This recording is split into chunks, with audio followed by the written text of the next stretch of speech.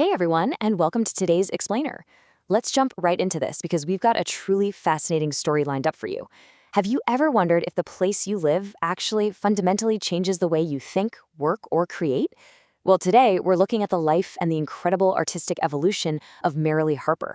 By tracking her journey, we're going to see firsthand how a radical change in geography can completely and utterly transform an artist's canvas. It is just a brilliant example of your environment shaping your output. And that brings us to the central mystery of our explainer today. How exactly does a sharp-witted London cartoonist transform into a master of peaceful rural landscapes? I mean, it almost sounds like we're talking about two completely different people, right? Well, Merrily Harpur basically lived two vastly different artistic lives. And to understand how she got from point A to point B, we actually need to start at the very end of her story, right here in the present day. Section 1. A final Dorset exhibition. So picture this. Starting May 23rd, 2026, the highly anticipated Dorset Art Weeks festival kicks off. It spans 16 days across a staggering 294 different venues. But out of all those locations, Venue 265 holds a very, very special significance. This venue is hosting a posthumous exhibition honoring Merrily Harpur, who sadly passed away in December 2024 at the age of 76. Now, while her physical presence is absolutely missed, this venue is completely dedicated to showcasing the incredible artistic peak she reached in her final years. And this perfectly captures how she's revered today.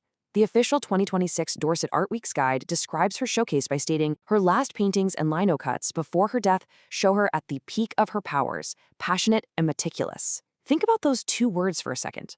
Passionate, meticulous. Today, she's celebrated as this deeply patient, colorful, fine artist.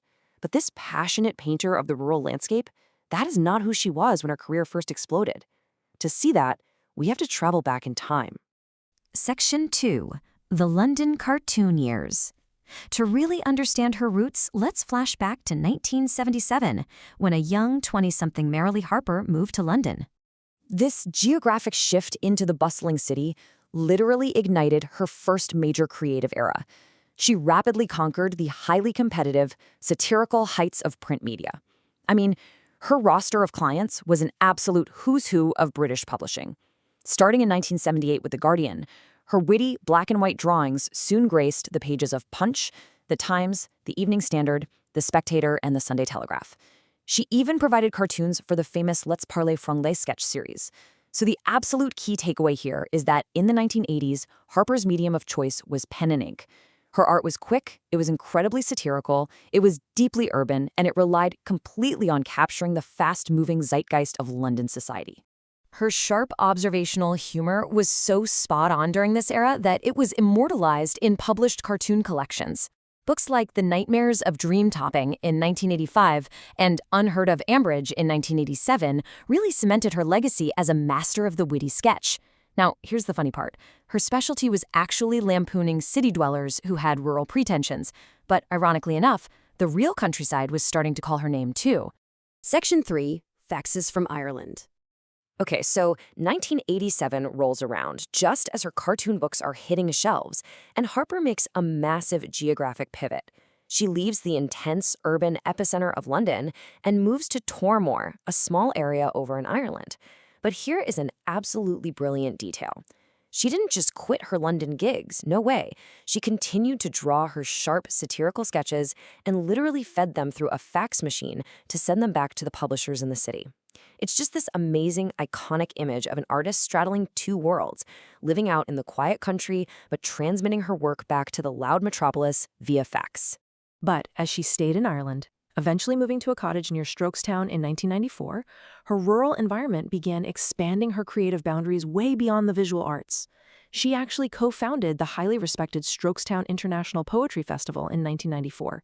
And get this, 10 years later, she won the K250 International Poetry Prize. Her environment was literally slowing her down.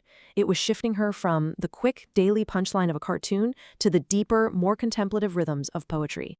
Section 4. Big Cats and Kitty Stock. And this brings us to 2003, when Merrily Harpur made her final major geographic shift.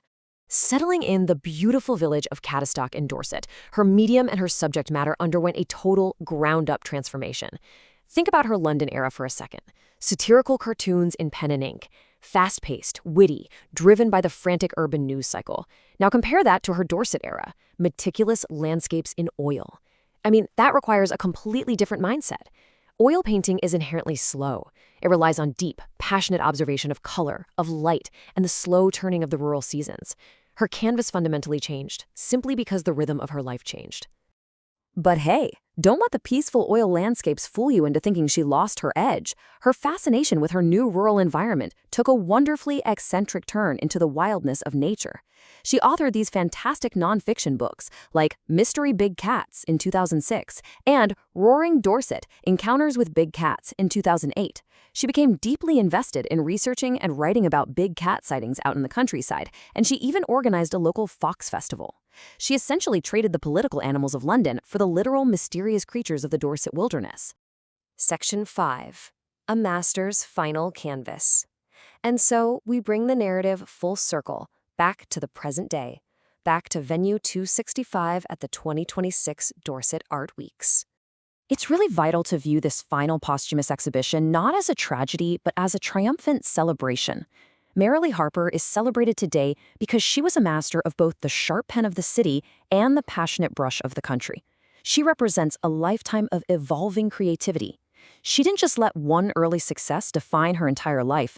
Instead, she allowed her changing geography to constantly mold and refine her artistic spirit. Right up until her passing, she was at the absolute peak of her powers. Which leaves us with a final, slightly provocative thought to linger on. If your environment dictates your canvas, what era of your own life are you painting right now? Are you in a fast-paced, black and white sketching phase, faxing your work to the world? Or are you maybe in a more patient, colorful oil painting phase, slowly observing the landscape around you?